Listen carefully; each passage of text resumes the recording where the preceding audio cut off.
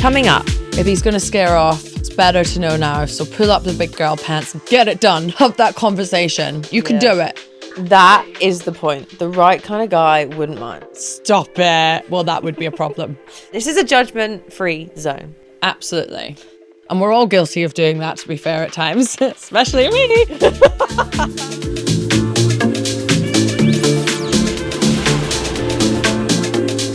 Hey guys, welcome back to Your DMs Answered, and thank you so much for tuning in to our extra little thing that we got going on here. Where we get to look at what you send us, we like to delve into it and see if we can help in any way. Dish the dirt. We do like the dirt. Go on then, you start. Okay. I am 22 and my partner is 33. My partner had a child with his ex when they were both 16. Their son is now 17 and we haven't met yet. I'm so happy with my partner and I never feel that our age gap is a big deal, as when we're together our maturity levels match and we really just work. He's mentioned he'd like to introduce me to his son sometime soon, but it has started to freak me out that I'm closer in age to his child. How should I handle this meeting, and am I right to be freaked out? Oh, I'll be really honest on this one. Go on. I think she's just got to grow up. I thought you were going to say I know that's maybe a little bit harsh, but look, you're dating someone slightly older. The age gap isn't, it's not like... the age gap is not a thing. It's not like they're 2 years younger than you. You know what I mean? I meant the dad's age gap. No, I mean equally like... the kid's age gap. It doesn't really matter, does it? Either way. Either way, like the age gap between her and the son is not an offensive... they're not offensively close. It's not... Yeah. I just kind of think... You're in it. If you're in a happy relationship, I think with that one you just got to kind of suck it up a little bit, and don't overthink it. I think what's happening is she's overthinking it and getting in her own head, and we're all guilty of doing that, to be fair, at times, especially me. But I just think, take a minute, take a deep breath. You're cool. You're overthinking it. You got this. It'll be cool. I agree. I'd say go with it. Yeah, do you reckon? Well, yeah, but you might end up fancying his son and then you've got an issue. Stop it. Well, that would be a problem. No, I think it'll be fine. That would be offensive, actually. I'd say that meeting probably should happen. I mean, I don't know if they live together or not, this couple, but I'd say maybe do it on a common ground, so at a restaurant. All right, for a walk. Yeah, somewhere mutual that's not at home. Yeah, I think that's what would could make it awkward if he's used to be like the mixture of spaces. Yeah, agreed. Or go for a nice walk, but definitely don't overthink it. Just be cool.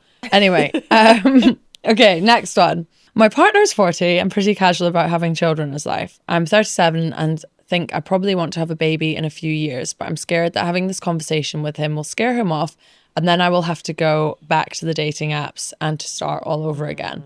We love each other, but he likes to live his life carefree at the moment. Well, I'm guessing that he is from London, because him and every other man in London likes to be carefree at 40. Oh my God, not even London. I think it's like it's a general thing. Like, do you know what it is? I think a lot of these ones are like, they had like young relationships, had kids, and then they split up, and then they hit 40 and like they're living their youth again. It's like, no, just but with money. Yeah, but they've got money to having do the best time. And it's like, no, just grow up and get a grip. Right. Well, the thing is with this though, with this in particular, I think that this is what I hear from a lot of my friends, that they're worried to push on certain subjects. Yeah, because they'll turn around and be like, well, this then. They don't want to start over again. Like they don't want to risk the relationship ending in their late 30s or even 40s and then have to start again. But at the end of the day, if having that conversation is going to end the relationship, I better have it sooner rather than later, it's not the right relationship if you can't push him on something. Yeah, exactly. Best believe I'm asking all the questions. I know. Like, if you're going to scare easy, then you're definitely not supposed to be around me anyway. Yeah. Who wants a man that's going to run away at a question? I can see her concerns though, because it is pretty depressing going back to the dating apps at 37. I mean, I hear you. Yeah, it is, and I don't use the dating apps, as you know, so I don't want to start using them, and I won't start using them. But I did actually have this conversation with my friend yesterday. Like, she's 40, and she uses apps, and they are just diabolical. And it's like one in, one out, because she goes on a date, They're shit. She goes in the next one. They don't speak to her. Then someone's blocked. It's just literally like, it's like tennis. They're just like this. And she said the same, is that like men just don't want to settle down. But I think here they're already in a relationship, right? So this is about to go off and do his boys. No, this is about children, babe. I thought you said he wanted to be carefree. Well, yeah, he's living carefree at the moment. Yeah, so he wants to go off and do everything he wants to do with no commitment. It's not really a problem that like boys don't really go, I don't know. Yeah, no, most of my guy friends want kids and they'll say it out loud, but most of them did also mess around till they were either between 38 and 45 probably. The thing is, we've got a body clock against us, whereas guys are like, oh, you know, if I have kids at 48, that's cool. And it's just like, well, that means you've got to be with someone 10 years younger. And the reality is, girls that are 10 years younger than you don't want you. So you're gonna find it hard to meet someone. Yeah. If it's tricky. It is tricky. I think I think it's just a case of you got to have the conversation. It's sounding a little bit familiar on that front. You've just got to have the convo. You've just got to have the conversation. Which is really annoying. Yeah. But it is what it is. I hate having those kind of conversations as well. Yeah, because you also come across like you're a controlling person. It's not about that. It's just like, I want to know that we're on the same page or not. Yeah, that's it. Just... Isn't it? It's like, are we aligned here? Or are we really far away from the mark? Because in which case, then I need to know as well. Yeah.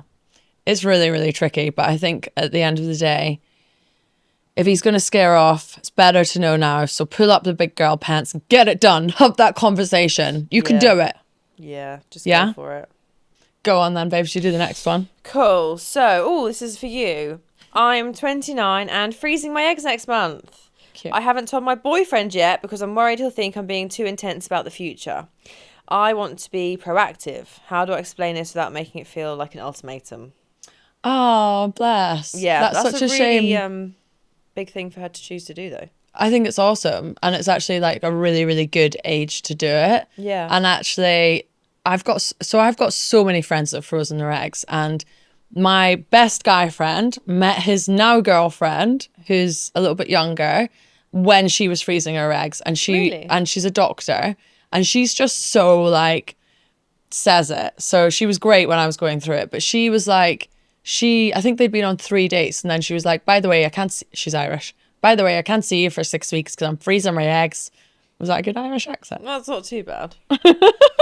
Anyway, the thing is, the right kind of guys don't really mind because you're just taking action. Actually, that is the point. The right kind of guy wouldn't mind. Yes. And it's also, if nothing else, taking the pressure off them. Yeah. Because freezing your eggs isn't saying, I want a family right now. It's actually going, I don't need to have a family right now because I can do it for another 10 years longer than I would have been able to otherwise. Yeah, perfect. So it just takes the pressure off. So Love I definitely think just own it and have that conversation, and don't worry about feeling intense because you're not being intense. You're being proactive about something really positive, and it takes the pressure off both of you. I think that's the key to lead with, takes the pressure off us both. Yes. Yeah.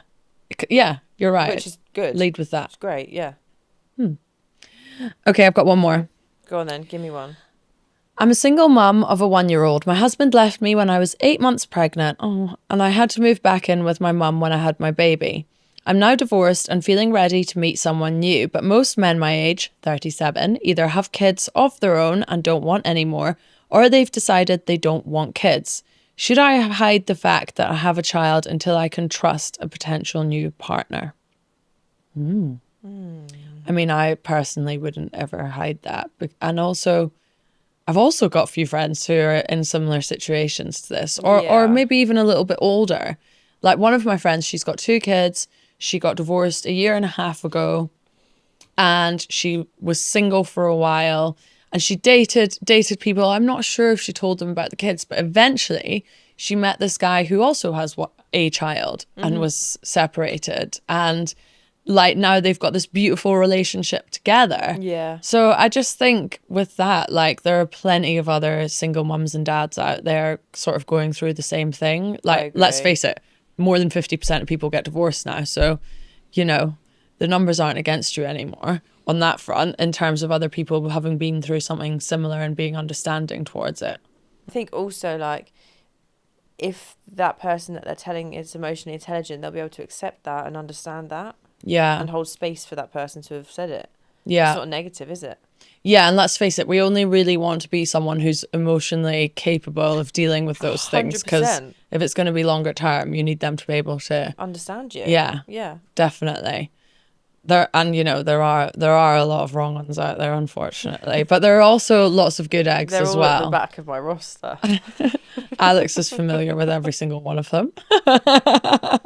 I just always think with everything in life, I'm a liar, so. but also I just think just own it. It's part of you. If you're not honest about something from the get-go, then there's almost like, what else can you be dishonest about? Yeah, and I think it starts to get into like that tangled thing where you're like, well, when does it then come up? Why didn't I say it before? He's going to say, well, why didn't you bring this up before? And it's all just gets a bit messy. And you're actually just better off being upfront, straight up. Yeah. Direct and upfront and honest. Yeah. Way. Yeah. With everything. Yeah. I'm with you, babes. That's why we love each other. Yeah. Do you know what? It's so nice hearing, having other people write in and chat to us about stuff, because, yeah, I think when you talk about these things, hearing, it just makes people feel less, I love hearing other people chat about their problems or the dilemmas, just because it makes you feel less alone if it's something you can relate to. 100%. I also think it's so nice that we can be an outlet for people to write to, where it's a safe space and there's no judgment. This is a judgment-free zone. Absolutely. Thanks everyone who has written in with your questions, dilemmas, stories. Keep them coming. We love responding to these and getting to know you all better while you all get to know us better.